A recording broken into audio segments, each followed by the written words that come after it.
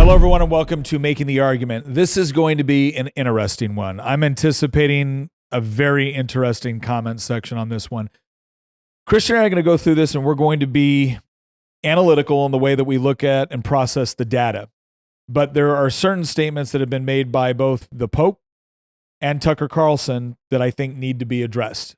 And it has to do with Islam's disposition toward Christianity and toward the West. And we're also going to address some of Tucker Carlson's statements with respect to Christianity, not just in the Muslim countries in the Middle East, but also within Israel.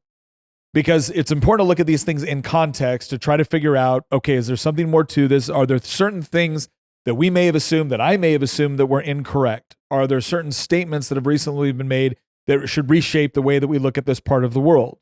And that's what we're going to go through and look at today. So the first thing I want to bring up is a statement that was made by the Pope where he essentially said that we should be less fearful of Islam. And he also went on to say that one of the great lessons that Lebanon can teach to the world is showing a land where Islam and Christianity are both respected and that there is a possibility to live together, to be friends. So I can understand where I think the Pope is trying to come from here. I'm not Catholic, I'm Protestant, but I'm not hostile toward Catholics. And I do see larger Christendom as brothers and sisters in Christ. If you believe the same important doctrines with respect to the Trinity, the crucifixion, propitiation for sins, Jesus being the way, the truth, and the life, no one comes to the Father but through him, I think we can find general agreement within Christian doctrine, even though we do have some serious disagreements in other areas. And I just say this because I don't want anybody to think that I'm trying to attack the Pope. But I'm going to be honest, I don't understand what he's saying on some of these things, given the context both of the history of Islam toward Christianity and things that are currently going on in the world. I'm going to get into that into greater detail. When it comes to things like Tucker Carlson, Tucker Carlson has obviously been very, very skeptical of Israel as of late. And Christian and I have both said that anybody that wants to be skeptical of a foreign government that is essentially attempting to influence U.S. policy, I think we understand that.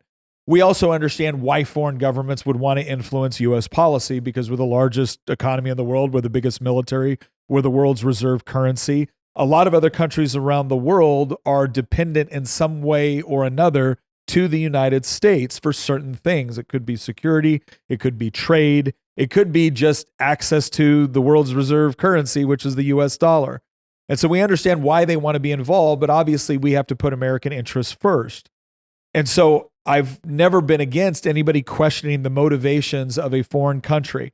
I think there's times when we can ally with countries. I think there's times when we can have temporary alliances for a particular purpose.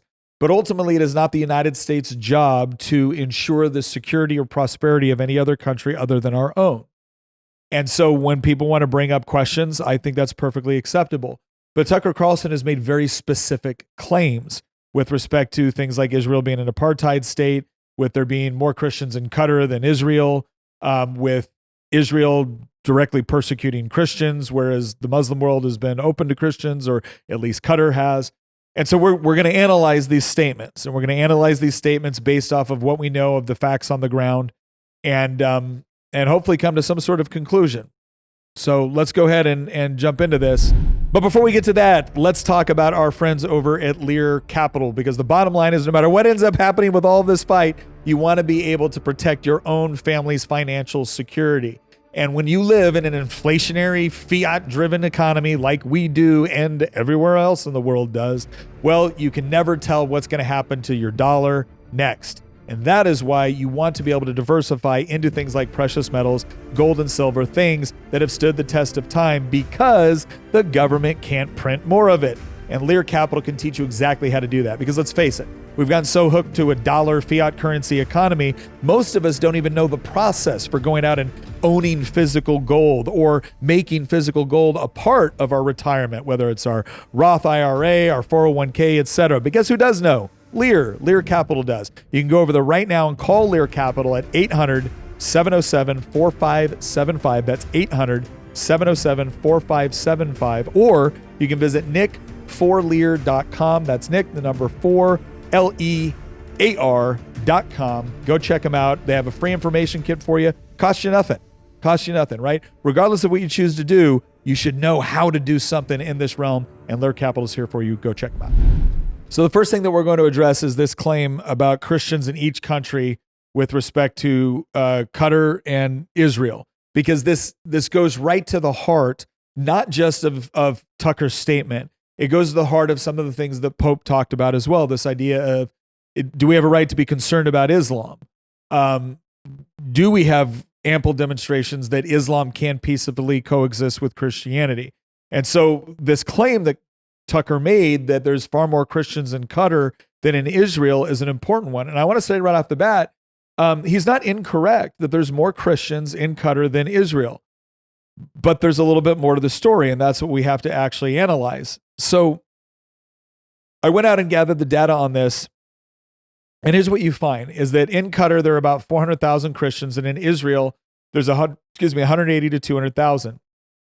But then the next question I asked is, how many of them are citizens? So in Qatar, the answer is 0.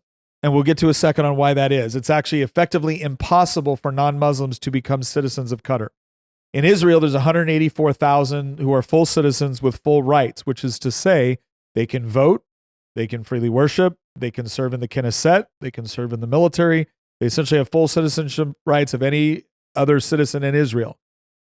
So that's a pretty important, I would hope everyone agreed that's an important distinction. Now the question is going to be, well, then where did the 400,000 Christians in Qatar come from? Well, because it's 12% of the population compared to with only 2% of Israel. Well, who are they? They're foreign guest workers. They largely come from the Philippines, India, Ethiopia, Sri Lanka.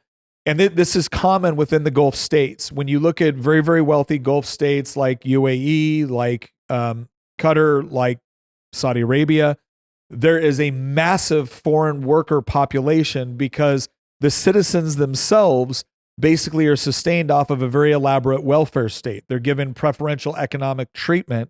And so a lot of people from other countries are brought in to do a lot of the manual labor or the jobs that would be considered less desirable.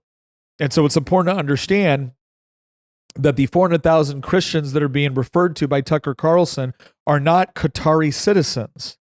They're foreign workers. There may be people that are temporarily in the country working on something, but this is the important part to understand. Their legal status is they are all temporary residents with no pathway to citizenship outside of rejecting Christianity and adopting Islam. Can they stay permanently? No. They must leave when their work visas expire. So here's what I would ask you to consider. This is not hard information to find. Qatar doesn't hide the ball on this.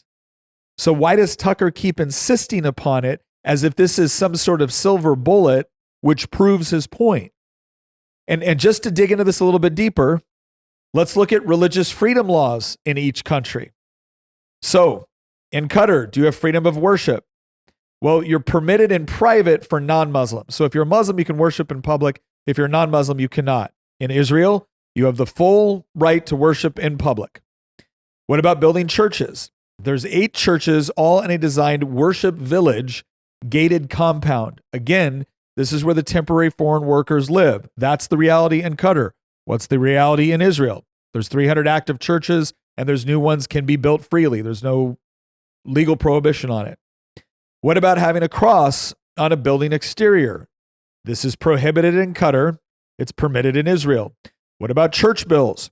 Prohibited in Qatar, permitted in Israel. What about public religious processions? Well, if they're not Islamic, they're not permitted in Qatar, but they are permitted in Israel. What about being able to convert to a Muslim or converting a Muslim away from Islam? In Qatar, that's a criminal offense, which is punishable by deportation or prosecution. In Israel, it's legal. What about Muslims converting out? So let's say you're a Muslim, you live in one of these countries, you decide to convert to a different religion. In Qatar, that's criminal apostasy. In Israel, it is legal for people to convert to various religions whenever they want. They have full freedom. Then you have blasphemy laws. You have non-Muslim proselytizing. Again, it's strictly prohibited to try to convert people to Christianity in Qatar. It is perfectly legal to try to convert people to Christianity in Israel. So again, I am struggling with this because this is not so much a question of whether or not you like the Israeli government or don't like the Israeli government. This is not a question of whether or not you approve of Benjamin Netanyahu or not. This is a question about what sort of laws are actually on the books. And there is zero question when one looks at those laws that Christians are able to freely live, become citizens, exercise their religious beliefs privately and publicly with no restrictions, no legal restrictions on them in Israel. And the opposite is true in Qatar. Is Tucker just completely unaware of this? We'll go into some of the claims he's made too, where he talks about this Christian persecution, and we'll ask honest questions about it. But I also want to talk about this one, holding public office. So can non-Muslims vote in Qatar? No. Can they vote in Israel? Yes. Can Christians hold office in Qatar? No. Can they hold office in Israel? Yes, they can and have. Can there be Arab members of parliament in Israel? Yes. Can you have a non-Muslim serve on the Supreme Court in Qatar? No. There is a Muslim serving on the Supreme Court in Israel. Can you have non-Muslim cabinet members in Qatar? No, you can't have them in Israel. Is there Jewish political representation in Qatar? No. Jews can't even enter Qatar without special dispensation. What about in Israel? Well, of course, because it's a Jewish state. I mean, this is also the thing where when it comes to service in the military, if you're a Christian, if you're a Muslim, if you're a secular atheist, if you're a Jew, you can serve in the military in Israel. You cannot serve. Christians cannot be citizens in Qatar, so you can't serve in the military. Again, Tucker, was this hard to find? Let's look at the broader Islamic world, though, because again, when the Pope is saying that we should be less fearful of Islam, and again, I agree on a doctrinal standpoint that Christians are only to fear God. We're not to fear anything but God. But I think the colloquial understanding of the statement that he made is that kind of what's the big deal? We just need to be less concerned over Islam. Okay. Well, again, respectfully to the Pope, maybe not quite as respectfully to Tucker at this point, I looked at the history of Christians living in Islamic countries from 1900 to the present day.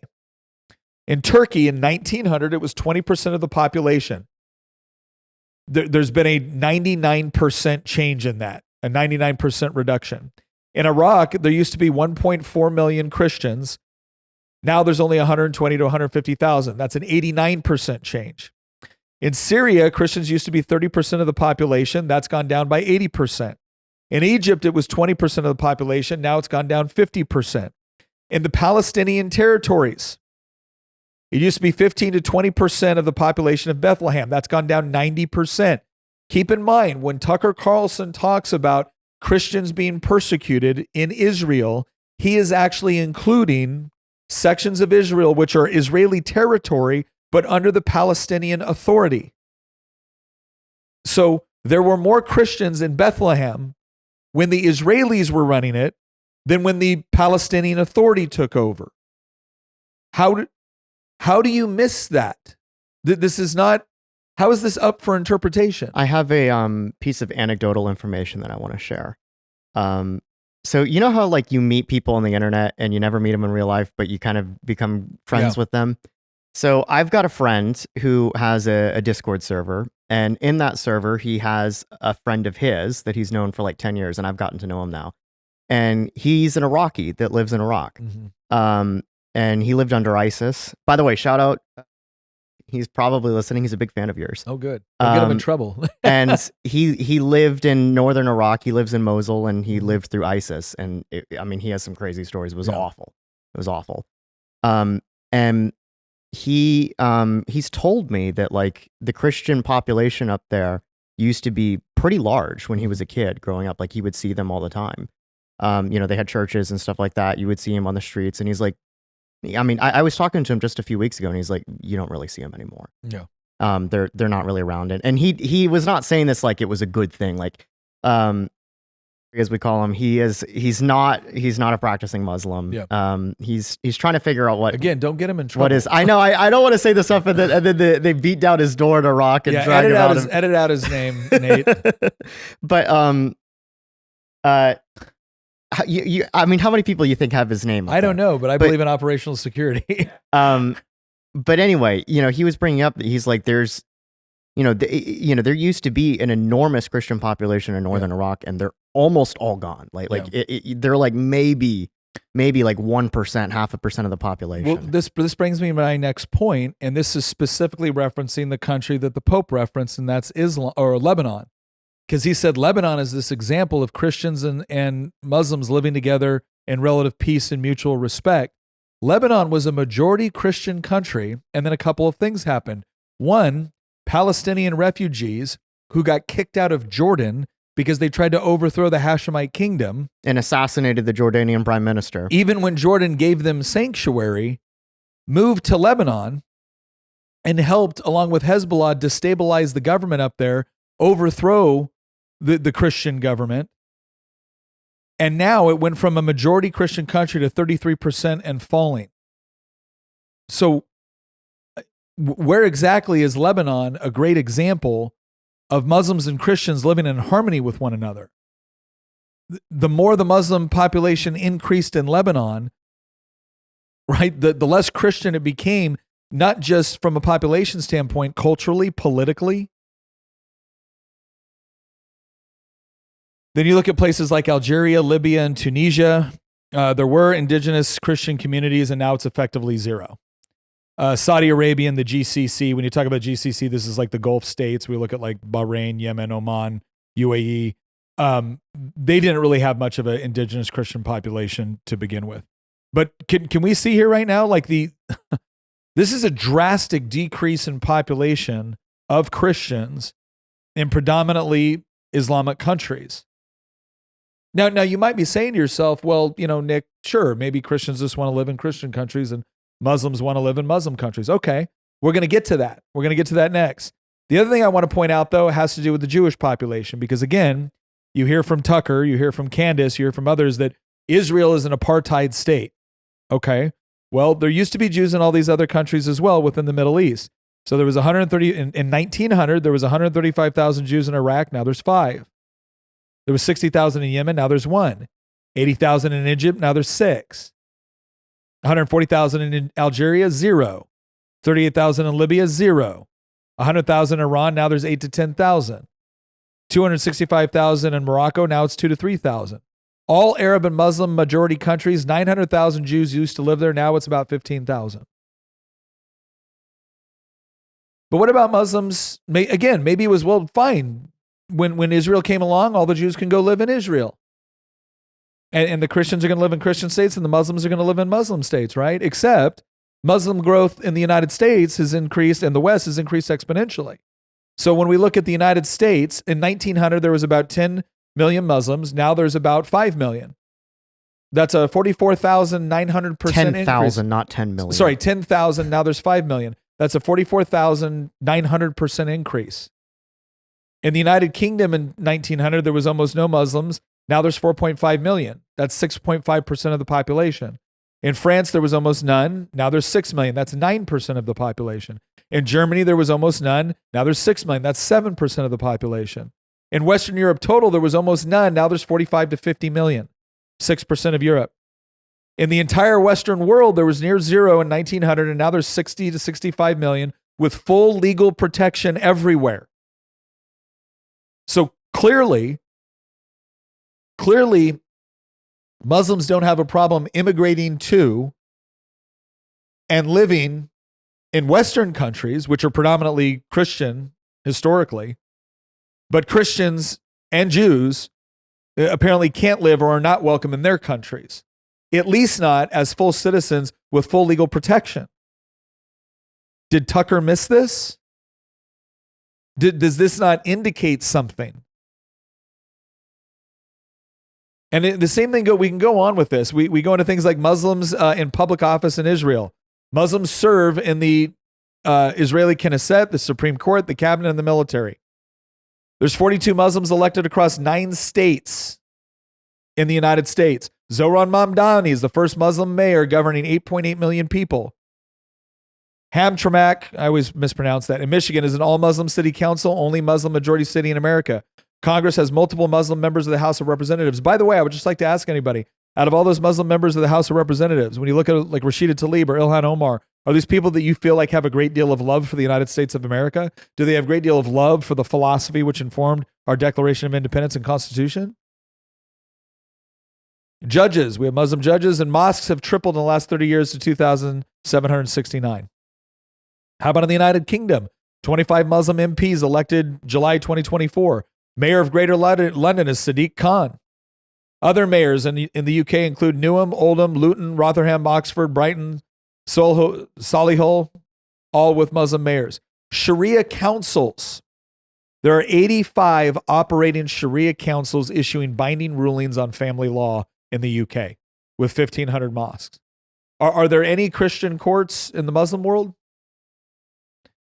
All of Western Europe, 19 Muslim MPs in France, Muslim Lord Mayor of Hanover since 2019 in Germany, Muslim Mayor of Rotterdam for the last 15 years in the Netherlands. Islam is recognized as an official religion since 1974 in Belgium, Canada. Okay, now how many Christians or Jews are in public office in Islamic countries? Saudi Arabia, 0. Qatar, 0. UAE, 0. Afghanistan, 0. Pakistan has 10 allocated, not elected seats for minorities out of 336.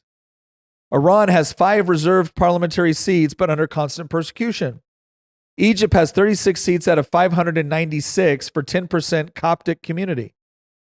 Jordan has 9 constitutional quota seats without quota, near zero representation. Lebanon, the president must be Christian because that's written in the Constitution, but Hezbollah has blocked the presidency for years at a time. So here's like the overall metric. Elected mayors in the West, 20 in major cities governing 43 million people. Christian or Jewish mayors in the Islamic world, 0. National legislators, 25 in UK, 19 in France, 12 in Israel, several more in the United States and other Western countries, 0 in the GCC. Allocated quotas elsewhere. Parallel legal system, 85 Sharia councils in the UK alone. No Christian canon law courts permitted in any Muslim majority country. And the population trajectory.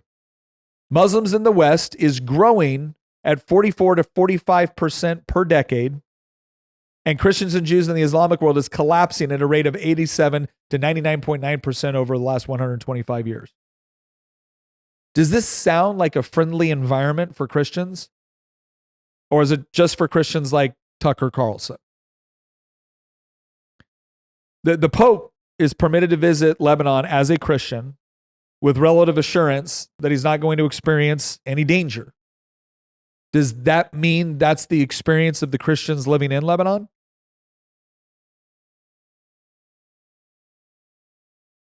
Let's go to the next one, because I think this is one that specifically I would, again, respectfully, like the Pope and the Council of Cardinals, to take a hard look at.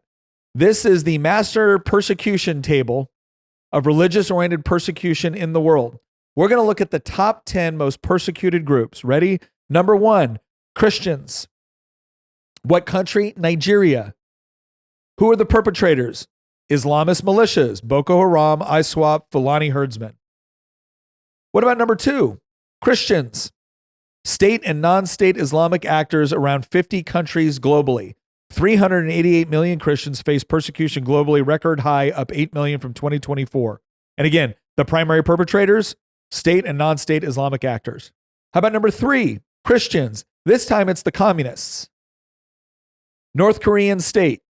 Number 1 ranked country, Christians face death, concentration camps, estimated 50 to 70,000 Christians in labor camps. Have you ever noticed that the more secularized the Islamic countries become, the more socialist they become? Go ask yourself, in the Cold War between the United States and the Soviet Union, where did those countries largely align themselves with? Not all of them. Some of them align with the United States. Number 4 on the most victims for religious persecution, Christians. So Christians occupy all top 4 spaces. And where is this? Syria. Who are the perpetrators? Islamist militants. Once again. All right, but maybe as we get into the next 6, it'll change. Nope. Number 5, Christians. Where? Pakistan. From who? Islamist militants. Number 6, Christians. Where? Iran. From who? The Islamic State and the IRGC. Number 7, who? Christians. Where? Somalia. From who? Al-Shabaab and other Islamist and Al-Qaeda affiliated groups. Number 8, who? Christians. Where? Sudan. Who? Islamist groups in a civil war. Number 9, oh, we got somebody else added to it. Christians and Hindus, partially from the Hindu nationalist movement in India. Number 10. It seems a bit confusing that Hindus would be persecuting Hindus. Yeah. Number 10, back to Christians. Where? Saudi Arabia. 0 churches, Bible illegal in public, no pathway to citizenship, 1.5 million Christian workers with no rights. Are we noticing any pattern? Right? Tucker Carlson wants to get on there and say, you know, the people in power don't want you to know that Muslims love Jesus. Muslims deny the divinity of Jesus. They deny who Jesus was. Their version of Jesus is something that does not correspond with who Christians believe Jesus is. So this idea that they love Jesus or they revere Jesus, they sure do kill a lot of his followers. They sure do persecute a lot of his followers. They sure have run a lot of his followers out of all of their countries. They sure do insist that his followers don't have legal rights in their countries, can serve in office in their countries. Did Tucker miss this? Again, respectfully to the Pope, when he advises us that, gosh, we just shouldn't be this concerned about Islam. When Pope Francis signed this talking about living in harmony, can you please show me the majority Muslim country, the country that's run by Sharia law, which is hospitable to Christians? You built all this yourself, didn't you? Yeah, this took some time. The part I'm having a real hard time with here is this is obvious. This is not propaganda. Okay, I didn't call up Benjamin Netanyahu and have him put this together for me. You didn't get your $7,000. I didn't get my 7,000 shekels. And yet I'm watching all of these people who, again, claim to be hardcore Christians. You know, Tucker Carlson just had someone on saying that, you know, the real problem with Christianity is the Zionists, because honestly, Christianity is socialist, not capitalist. Can you name me a socialist country that has been friendly to Christianity? Karl Marx despised Christianity. He despised religious faith in general, but especially Christianity and Jews. I mean, I'm looking at this going, where is this coming from? And we did an episode a while back where we talked about the fact that the left has always kind of played this game with Islam, and it's a little bit confusing, right? How could the left, like the socialists, the atheists, the woke, the postmodernists, why would they align themselves with kind of a hardcore religion that believes in proselytizing through the sword? And the answer is, and Michael Foucault demonstrated this when he actually went to Iran in 1979 and cheered on the Islamic Revolution, even though Michael Foucault was a very, very strange, you know, godfather of postmodernism, very, very progressive. Why would he cheer on Islam taking over a country? Because it was anti-Western. And because when the revolution happened in Iran, initially it wasn't just the religious faction, it was also the socialist, it was the Marxist faction within Iran that was rising up against the Shah. And so if you're a Marxist and you hate the West and you hate capitalism, and ultimately you're also anti-Christian, anti-traditional family, you don't got to take my word for it. Go read Marx. Marx and Engels did not hide the ball on this stuff. They wanted your children raised collectively, educated collectively, and they wanted the religion educated right out of them. Why would they team up with the Islamic Republic? Well, because it represented fighting against the West. It represented fighting against Christians and Jews. It represented fighting against capitalism. And so that was a worthwhile ally. Ladies and gentlemen, there are a lot of families that got into credit card debt that they never planned for, never anticipated. Sometimes it was because of COVID. Maybe it was because of medical expenses or a death in the family. Whatever the reason is, there are good people trying to do the right thing who had to rack up credit card debts, and now they are trying to get out from under those high interest credit card rates. And that is where American financing comes in. Because if you own a home, American financing can help you roll some of the equity into your home in to a low interest loan. So imagine all these credit cards with like 17, 20, 23% interest. Imagine being able to consolidate that in one loan with an interest rate somewhere in the fives. Right now, American Financing is saving their customers on average $800 a month. I mean, think about that, right? $800 a month. By the way, it costs you nothing to call up American Financing and just hear them out. Go ahead, let them know what your situation is and see if they can get something to work from you. Because guess what? American Financing is not going to call and text you at all hours of the night asking you if you want a loan. No, they want to see your particular situation and try to determine on whether or not you can use the equity in your home in order to get rid of those high interest debts. So go over right now. You're going to call 866-886-2026. That's 866-886-2026. Or you can visit americanfinancing.net/MTA. That's americanfinancing.net/MTA. Again, you got 2-3 high interest credit cards out there. This may be what you've been looking for to get rid of that, right? And get into something more manageable, pay that off and get back to that, fiscal security that you're looking for. Go check them out. What happened though, as soon as the Islamic regime came into power? They turned on the leftists. Did the leftists learn any lesson from this? Of course not, because their new dynamic of critical theory, which says oppressor and oppressed, has placed Islamic countries into the oppressed category. And so now they're allies. They're useful people, not to mention the fact that when they come over, largely, they end up voting for the left. Not every time. I know Muslim Americans who vote right every single time. I know Muslim Americans that I served with. But there's no question that as a bloc, they tend to support Democrat candidates until they built a critical mass, and then they can elect their own candidates. And you see this not just in the US, you really see it in the UK and Europe. Okay, what about the right? Why is the right teaming up with Islam at this point? Well, when it comes to Tucker and Candace, it's pretty obvious why. A lot of it is directed at Israel. And I'll say this again just so there's no confusion. I do not believe the United States has any unique, special legal requirement to defend Israel. I think the United States has a requirement to defend itself and its own citizens. The only country that's responsible for truly defending and ensuring the prosperity of its citizens. That's it.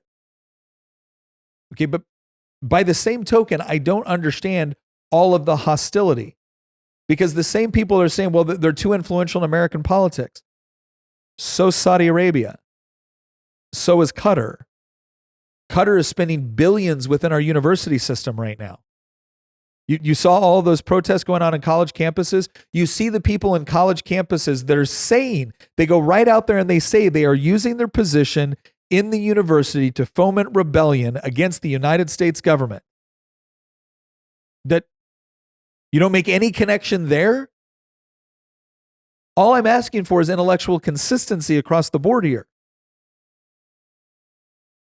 And so the right, again, the Tucker Carlson, the Candace Owens, they've decided that, nope, the Jews explain everything. And quite frankly, it's become the right-wing equivalent of the left-wing accusation of everything I don't like is racist. But the other problem with this is that I think that there's also a lot of young men that see their primary enemy as being feminism and wokeism. Well, say what you want about Islamic countries. You know what you don't have a lot of in Islamic countries? Feminism and wokeism.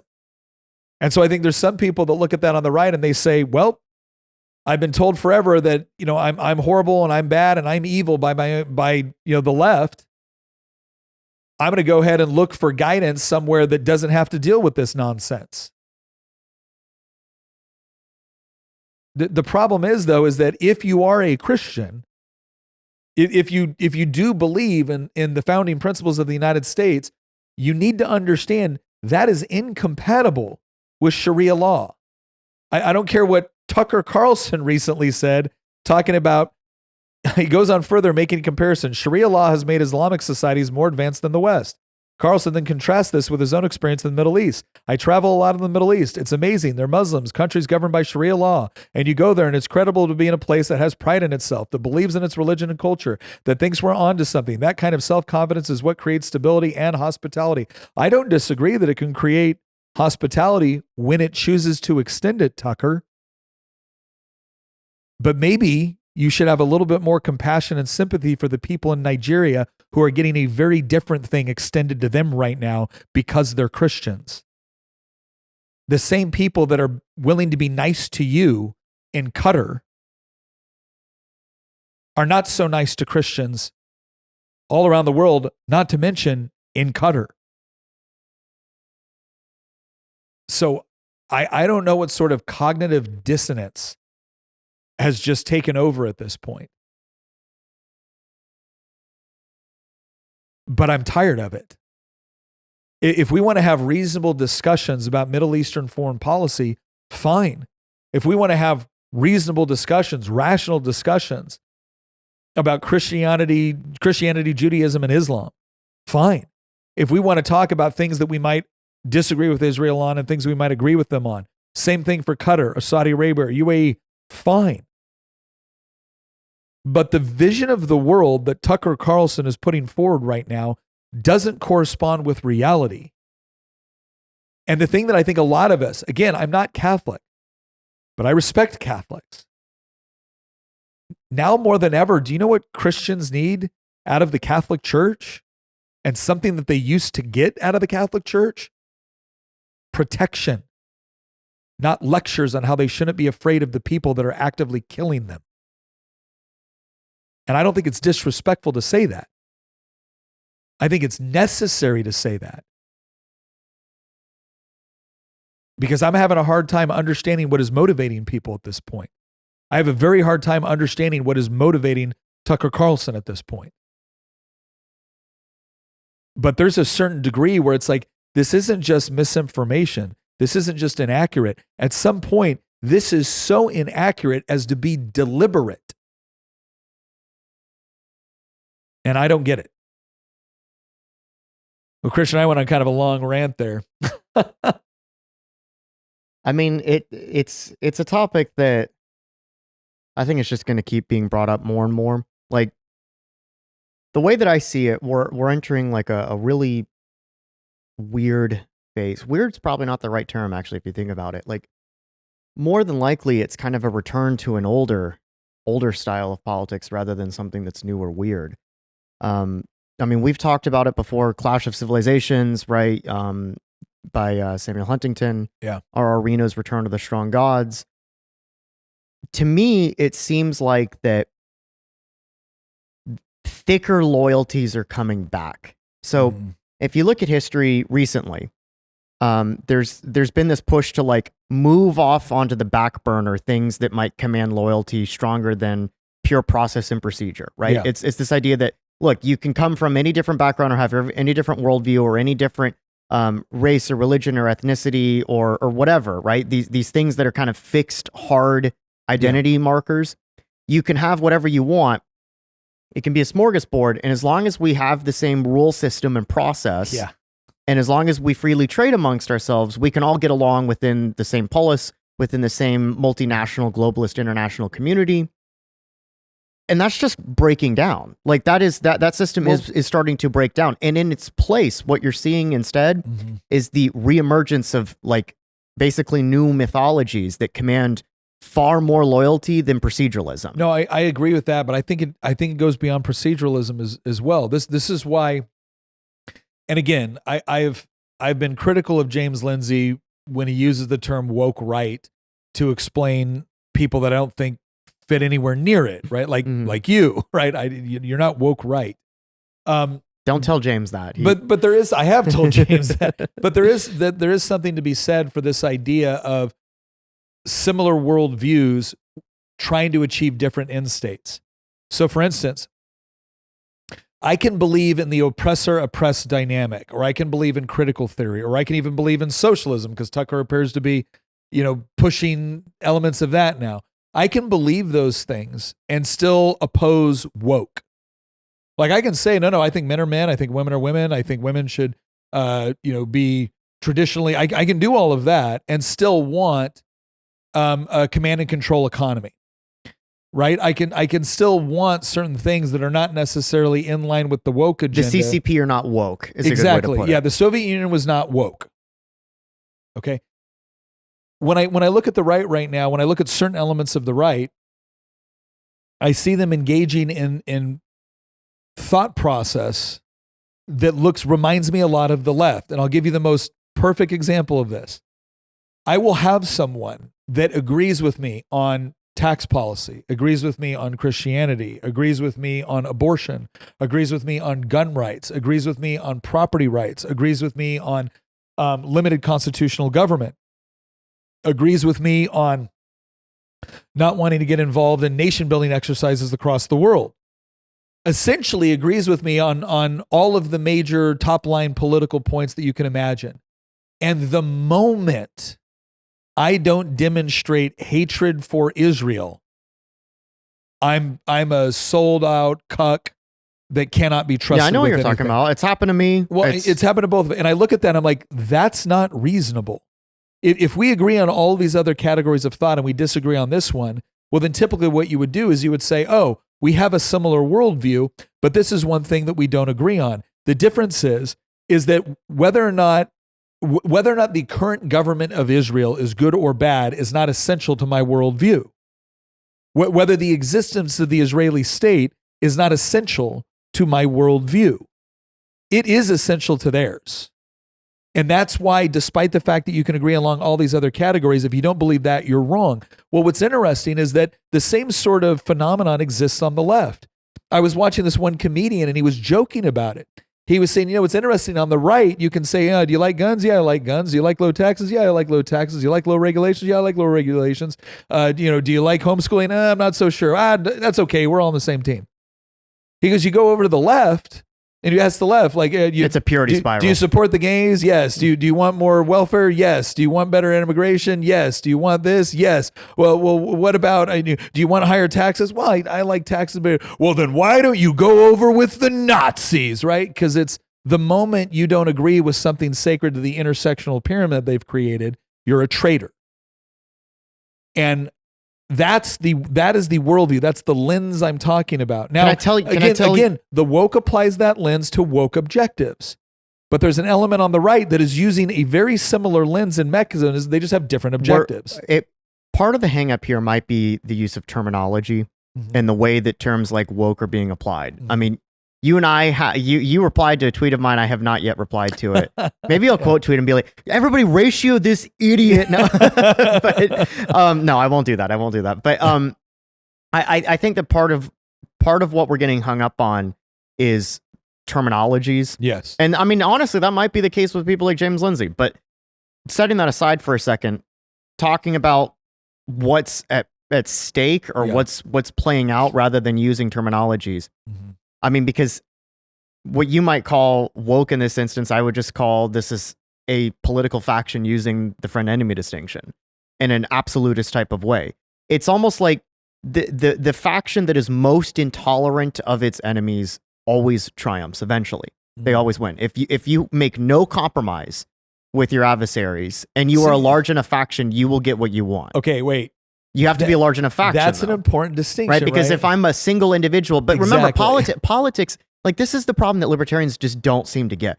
Politics is a collective group effort. Yes, it is. And this is where people like James Lindsay, I think, definitely misappropriate certain terms like critical consciousness and wokeism. Was Charlemagne woke? No. Right? When he rallied the Franks as a collective we, as a pre-political we, to fight back against Muslim invaders at the Battle of Tours. Is that an example of collectivism and wokeism and critical consciousness? Or is that simply politics or warfare, which is politics by other means? Yeah. Right? Politics plays out at the group level, not the individual level. Sure. A political actor is a member of a larger group. You can be a private individual, right? And say, I want to be apolitical. I don't want to be involved in anything. I agree with all this. So once you get into a collectivity that has decided amongst themselves that this issue, whatever the issue is, it could be banning broccoli. It's just that there's no political collectivity that wants to do that, right? But once you have a political collectivity that is large enough and has a single motivating factor that defines and unites them, and that's the only thing that matters, the side that is most intolerant, that has the numbers to do it, of course, will win eventually. Saul Alinsky talked if 50% of the population said, we're going to kill everybody that eats broccoli. nobody would be eating broccoli. Yeah. Right? Like that wouldn't be a thing. No, but the reason why I think it's an important distinction is because when you stop the statement without the caveat of whoever's the least tolerant wins, well, that's obviously not true. What it is that you actually have to gain a critical mass to achieve that. You don't need a majority. You need a critical mass. And whatever that critical mass is can vary based off of the circumstances and the issue. But what we know you need is you need enough people that support you, less people that oppose you, and enough people to just be either neutral or not care. And then that group, that faction can win. But the problem is that we get into this thing of, the least tolerant. Okay, so the Nazis won World War II? And I think the clarification there is like, well, no, the Allies... They won Germany. Well, they won until they did it. The point is that the Allies were intolerant of Nazism to a degree and they had the critical mass to be able to destroy it.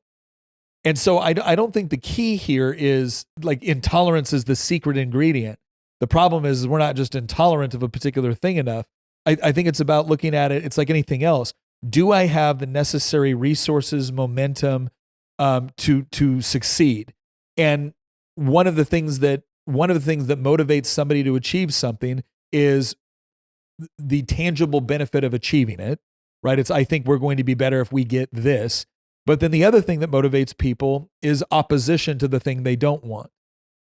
And so I think this is the only problem that I have with what you're saying is that I think that I don't mean this to be pejorative when I say it's overly simplistic, because I think the larger point that you were making is the group that just wants to be left alone almost always loses because they're not willing to actually collectively come together, pool resources. They're not a political collectivity. Yeah, because they just want to be left alone. It's like, okay, well, you're not going to be. And this is the part where you have certain elements. I think you have elements of the libertarian side that totally understand this. Jeff Deist is a good example of someone that totally understands you're not going to get what you want as a libertarian under an Islamic republic. You're not going to get what you want as a libertarian if woke people run the country. So he understands, hey, I'm going to have to ally with other people that want similar things and that oppose other things, and we're going to work together in order to achieve it. It's the whole point we did in our series on what should the right want was about recognizing that even though we brought on people that have had very, very public disagreements with one another, if you look at the sort of country they all describe, you and I would be fine in any of those countries. We may be less convinced that those countries are as stable as others, right? You would probably look at what James Lindsay wanted and says, okay, that's fine until 10 or 15 years from now because you're going to sow the seeds to allow this to all happen again. Right, whereas you might be more comfortable with Aaron McIntyre, who you look at going, this guy gets it. Or Michael Knowles. I loved his interview too. But yeah, that's the point. Is I don't want this to be like, oh, it's all about just who's the most hardcore and tolerant, because I don't think that's accurate. I think it's about who can convince the most people of one of two things, preferably both. That the threat that you face is existential and has to be defeated. That's the negative. That's the intolerant component. I will be intolerant of the thing that challenges my existence. The positive is, and I will be supportive of the thing which allows me to flourish. And I think it's when you combine both of those in one movement that you actually get something that's the most powerful. But again, it's only the most powerful if enough people agree with what you've decided is both the threat and the benefit. I mean, I think that you've articulated the process that I would want to apply for identifying who I would work with in politics. Yeah. But in a general sense, the reason that I said that like intolerance wins, or the side that is most intolerant wins, I mean, you brought up World War II as an example. You said like, well, the Nazis were pretty intolerant, but they lost. The Allies were arguably more intolerant because you had the Western Allies allying with literal Marxists to defeat the Nazis. Like that's a perfect example of being more intolerant, right? It's like, I have nothing in common with Stalin, but I'm going to lock arms with him to fight Hitler because I'm intolerant of Nazism. But can I tell you what my problem with the whole, whatever side is most intolerant wins is? It's the same thing like the left claiming that everything's motivated by greed. It's like, okay, well then go sit on your couch and be super greedy and see how far it gets you. It doesn't get you anywhere. I totally get what you mean, that you need you need critical numbers in order to basically get what you want. But think about it from this standpoint. In a non-moral, like it's so hard to have these conversations because they immediately become moralized. Yeah. But in a non-moralizing way, there's a perfect analogy. There are people who are intolerant of, like wheat or gluten, right? There's people that are gluten free. Like, this isn't a moral, articulation of anything, right? This is just biology. There are people who can't eat certain things. They just can't. They are absolutely intolerant of X, Y, and Z. Yeah.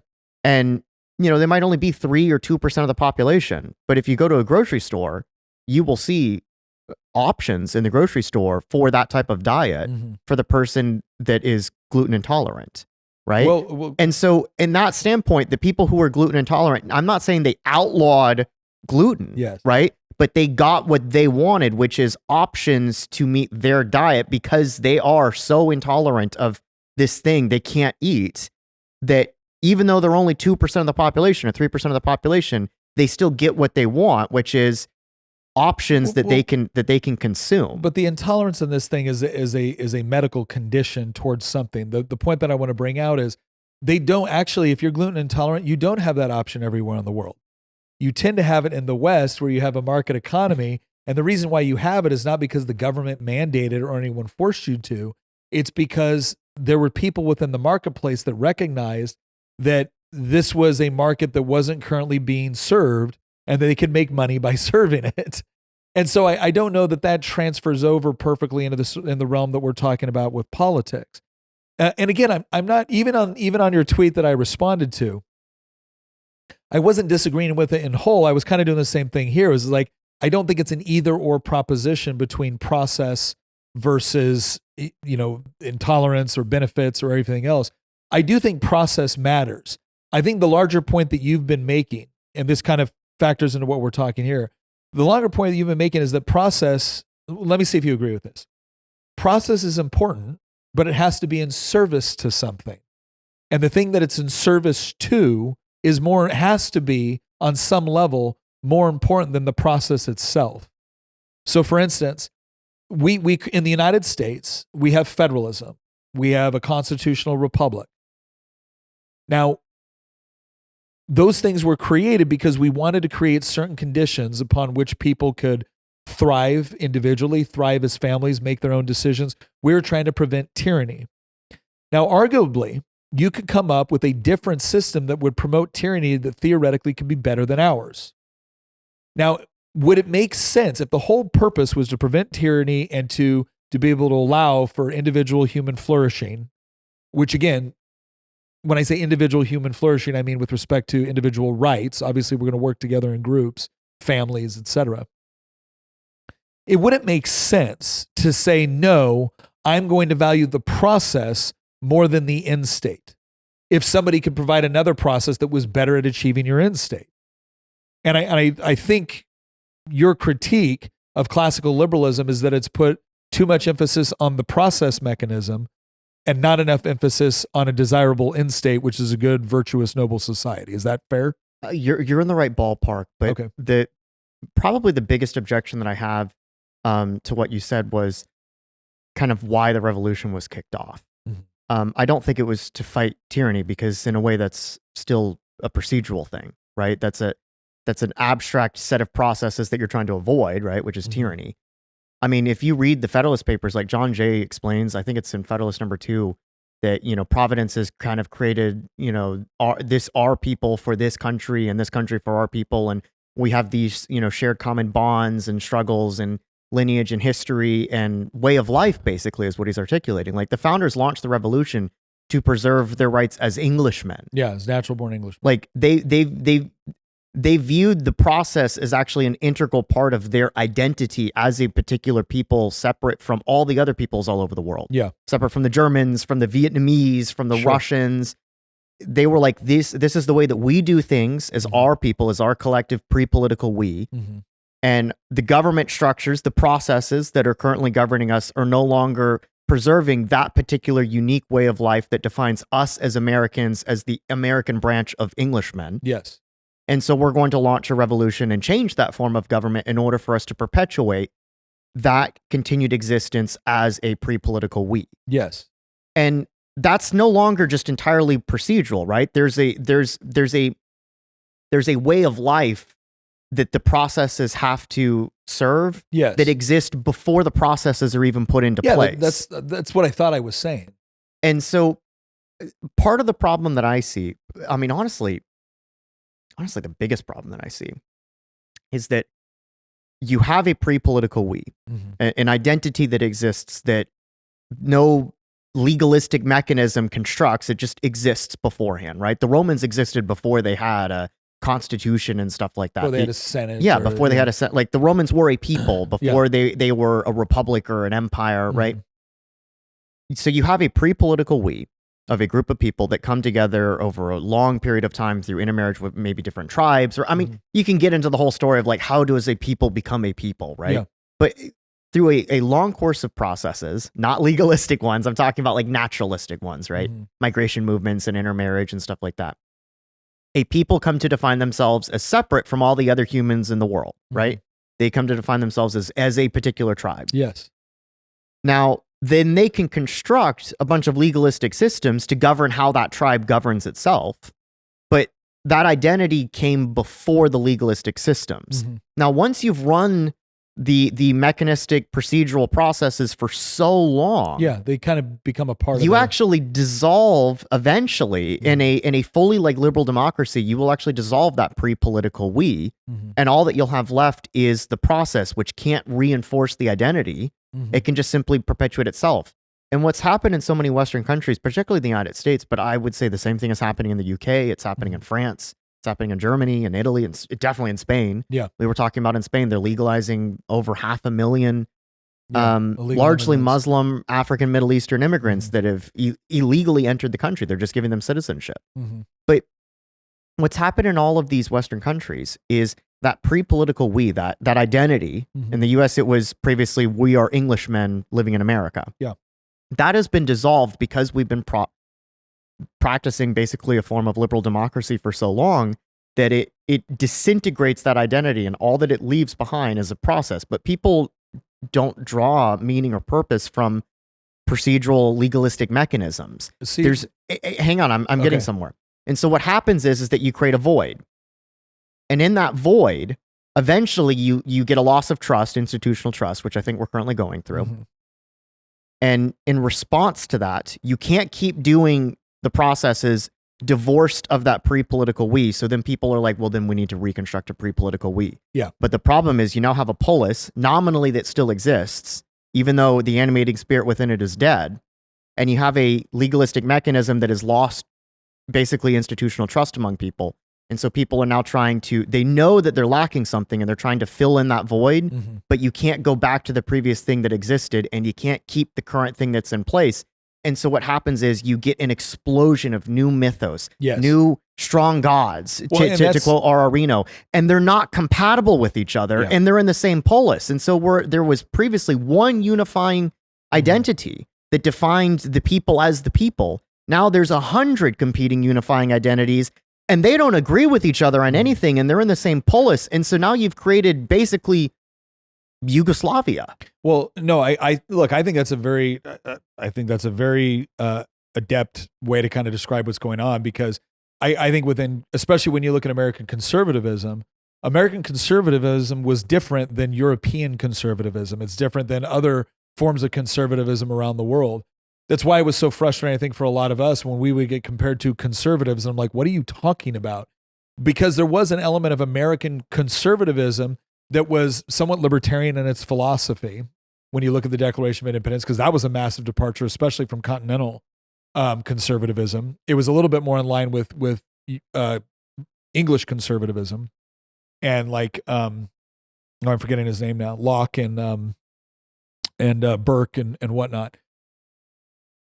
And so the idea of okay, if the processes, if the Constitution, if the Declaration of Independence, if the founders is a core part of American identity, and then a significant portion of the population believes that the founders should be defined as nothing more than rich white slave owners, and another portion of the population believes that the Constitution is merely standing in the way of them being able to achieve social equity, or that the Declaration of Independence is fundamentally flawed because it appeals to God. Well, then to your point, again, everybody now is searching for some sort of unique identity that is no longer provided in a generalized commitment to what we might call the American way or American culture. Now, I think part of that stands with the fact that as America has gotten less Christian, we've gotten further away from the moral foundation upon which the Declaration of Independence and the Constitution were resting. And people will challenge that, and they'll say things like, well, God isn't mentioned in the Constitution. No, but if you actually read what the founders were talking about, if you read who the founders were quoting as they were constructing the Constitution, yes, you're going to get Polybius talking about anicyclosis. Yes, you're going to get Montesquieu out of the French classical liberal tradition. Yes, you're going to get John Locke out of the English classical liberal tradition. Yes, you're going to get Blackstone out of the English common law tradition. But what you're going to get more than any of that by orders of magnitude is references back to Scripture, Old and New Testament. And without that proper context or understanding that the clergy in the United States actually supplied a lot of the revolutionary fervor as well, both with respect to leaving England and setting up our own institutions. Without that understanding, to me, that's a big part of the pre-process that unified and explained us. And I think that when you look at guys like Tucker Carlson or Candace, Candace is converted to Catholicism. Tucker, I think, claims Protestantism. But when you look at them explain their theology, I don't understand where they're coming from in a lot of this. And when I look at elements of the right, I see elements of the right that are trying to define themselves by an enemy. And for some of them, that's woke. For some of them, it's feminism. For some of them, it's Israel or Jews in general. And then on the left, I see the same thing. It's oppressor, oppress. It's a little bit more eclectic.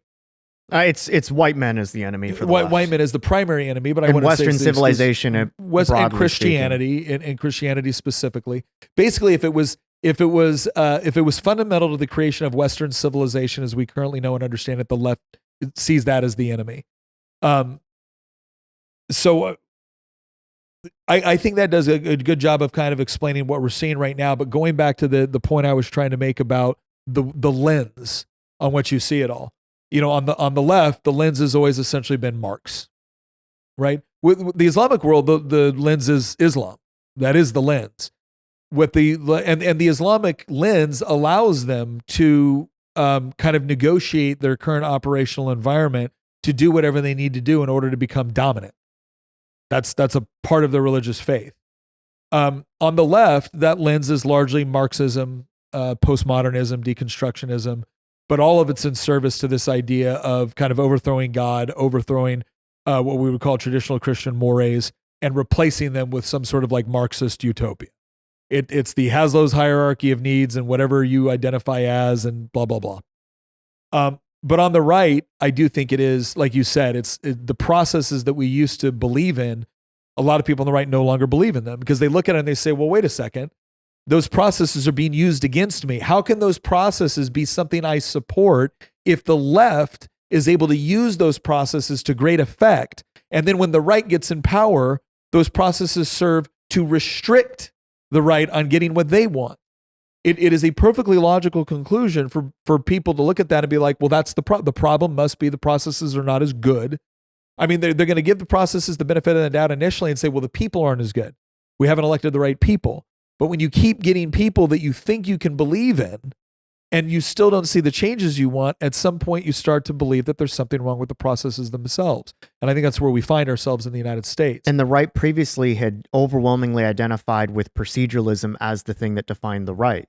And if faith in proceduralism is eroding because of exactly what you just said, you get the scenario that I laid out where you have a million competing, mythologies emerging within the same polis, and you get balkanization as a result. It's happening on the right. It's also happening on the left. Like you're seeing guys like Noah Smith, old school liberals, lament basically the disintegration of the type of liberalism modern. Where I'm not even using it in the way that I use liberalism. We're talking in the modern sense.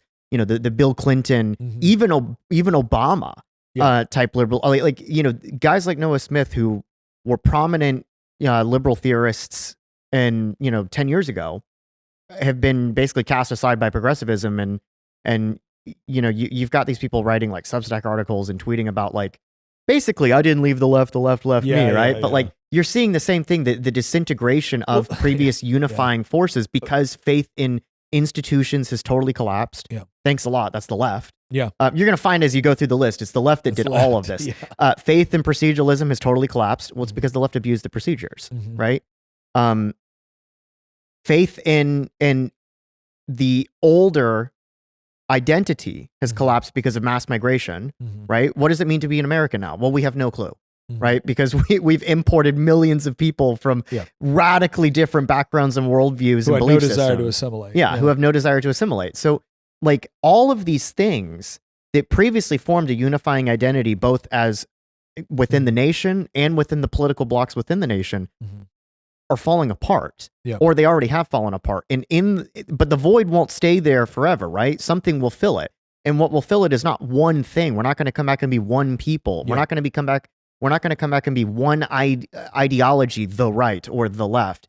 Instead, you're seeing a multitude of different worldviews that don't tolerate each other, all inhabiting the same political system. And we're going to keep the processes going, because even though the faith in it has died off, that doesn't mean that the mechanism itself has died off. Yeah. We now have like a zombie democracy, or a zombie form of liberal democracy that's going on, and it can go on for a long time, even after people have lost faith in the system. Well, but can I want to point something out here to get it back to kind of like the main topic of what we're talking about today. My biggest problem is that one of the processes that to me, first of all, the left rejected it a long time ago. Yes. When they said, when they started saying that linear thinking, and the scientific method were attributes of whiteness, that told me all I needed to know about where they were going.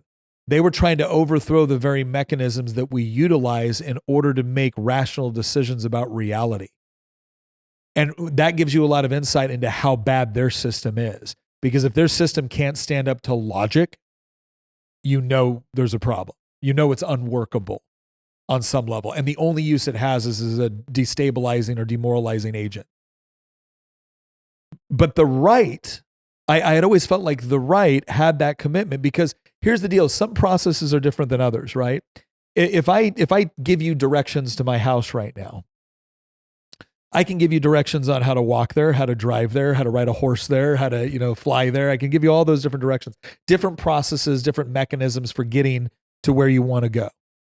But there's no real moral connotation to any of those various processes.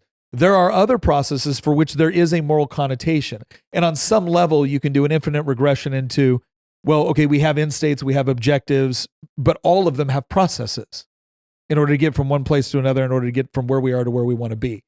So I don't want to disregard the processes as some sort of, mechanistic thing that can just be ignored, or that is not all that important. They are important. In fact, when you look at Christianity, which is my worldview, obedience to God, the God of the Bible, is my objective. And he gives me processes for how I do that in the form of commandments and things of that nature. All of that's important. All of that's critical. All of that forms my fundamental worldview. But in addition to that is this idea of, again, what I would describe as God-given intelligence in order to use logical processes to come to conclusions. I am now watching elements of the right throw out, or at least in my opinion, start to throw out those commitments to logic. Because, again, what does the left say? The left will use logic all the way up to the point where their argument is defeated, and then what do? They accuse you of being a right-wing bigot. They accuse you of being a misogynist. They accuse you of being a straight white male that doesn't understand the lived experience of the oppressed peoples, all of it, right? They will use any mechanism to disregard your logical argument. I'm now watching the same thing on the right at levels I have never seen in my entire life, where I will lay out what I believe is a logical argument. And the way I know it's a logical argument in part is because you could theoretically refute it with logic if you had better facts and evidence. But they don't rely on facts and evidence. It's, oh, you're just a cuck. Oh, you just don't understand. Oh, you're just a normie. Oh, you got paid off by the Jews. How am I supposed to respond to that? What process am I supposed to use in order to convince that person that, no, that's incorrect? You can convince me I'm wrong. You just have to bring better argumentation and better evidence. But you don't feel any necessity to do that, because now you've just put me in a different category where you can disregard my argument. I've said this before.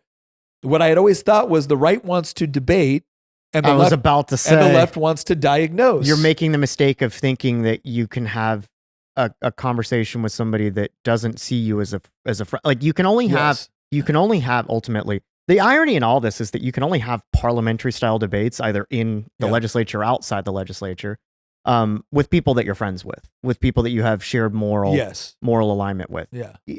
Discourse requires shared moral alignment. And when that doesn't exist... And it's not perfectly shared moral alignment. No, it doesn't mean that you agree, but sufficient. It means that you both recognize that regardless of who wins the argument, the end state is going to either benefit both of us or destroy both of us. Yeah. That's it. It's as simple as that. We have a linked shared destiny in whatever decision we make going forward, whether it's my proposal or your proposal.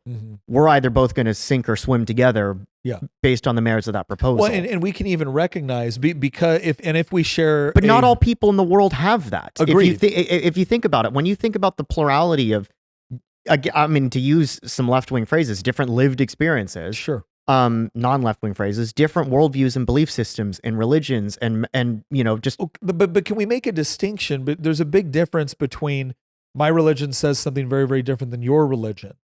Okay, fine. We can dispute that. The question is what mechanisms do we use to dispute it? So when we used to talk about public policy on the right, we had mechanisms that we agreed to. The mechanisms that we agreed to were logic. And I'm looking at this right now. When Tucker makes these arguments, and I will have people, defending some of the stuff Candace Owens, all she's doing is asking questions. Okay, well, whether you agree with her or you disagree, that's not all she's doing. She's doing this, she's doing this, she's doing this. Why do you stop attacking her? How is pointing out the very obvious things that you didn't refute what I said? It's kind of like the same thing where they call you this, they call you this, they call you this, but they never call you a liar. Right? Yeah, it's always they call you a racist, sexist, whatever, but they never. Yeah, well, I mean, I'm just saying, like that's the problem that I have. Tucker is not stupid. Tucker is repeating things that by any logical standard are obviously incorrect. And what he will do is he will point to like a little thing here or there and say, "Oh, but what about this?" Like. And I will concede, I will say, no, in that instance, I agree that that's a proper definition of what happened and that's bad. The problem is that you're using that to extrapolate all into these other areas and it doesn't follow. It's a non sequitur. You've been paid off by the Jews. Like, okay, we're done here. We're done here. I fought the left on this for too long. And the lesson I learned was the only benefit of having this conversation with the left is that if somebody else is listening, that is still willing to use reason, I will apply the same rule to the right. Because if on some level we want similar things, if you're willing to abandon reason in order to arrive at your end state, then there's no parameters that will hold you in place. And at one day it will be this, the next day it will be something entirely different, but inevitably I know I end up on the chopping block as well. And that's the thing that I want for the right. It's the thing I want for everybody is there has to be a standard for truth. Christianity provides me with that. See, when we talk about processes, I may want a desired end state. I do want everyone to become a Christian. I don't get to say, you know what, the old process of evangelism through scripture just isn't working fast enough for me. We're going to use the sword. I don't get to do that. Why? Because God sets the standard, not me. God provides the standard for truth, not me. I am now watching elements on the right who are essentially adopting the same leftist idea, and that is they can set their own standards for truth. And that's where I think this goes very badly. All right. Well, I think we've been going long enough. The producer, Nate's looking at me like I'm bored. You're boring me. He fell asleep. I think he's playing a game right now. Christian and I love this. We could do this for another hour. Anyway, listen, I hope you found this beneficial. I also hope you found it respectful. Whether you agree or disagree, we really are trying to get to the bottom of some of these things that are happening. We're trying to do it in an honest and open fashion. But I know I've been really frustrated with this, not because, and not for the reasons a lot of people accuse me of. It's because I want to make sure that what I believe is true. But there has to be mechanisms that I can recognize to actually get to the truth. And that's the part that I see decaying, not just on the left. That happened a long time ago. I see it decaying on the right. And that's very problematic. because we have to be able to stand for truth. By the way, I would just point out that in, I think, the book of Luke, Jesus told Pontius Pilate, for this reason I was born, and for this reason I came, to testify to the truth. All those on the side of truth, listen to me. And Pontius Pilate looked right at Jesus Christ and said, what is truth? And then walked away. Anyways, thank you all very much for joining us. Hope you enjoyed the episode. Like and subscribe if you like it. By the way, the man book is out now. If 53 lessons that every man should know, 53 capabilities. Go ahead and check it out. Once again, thank you for joining us, and we'll see you next episode.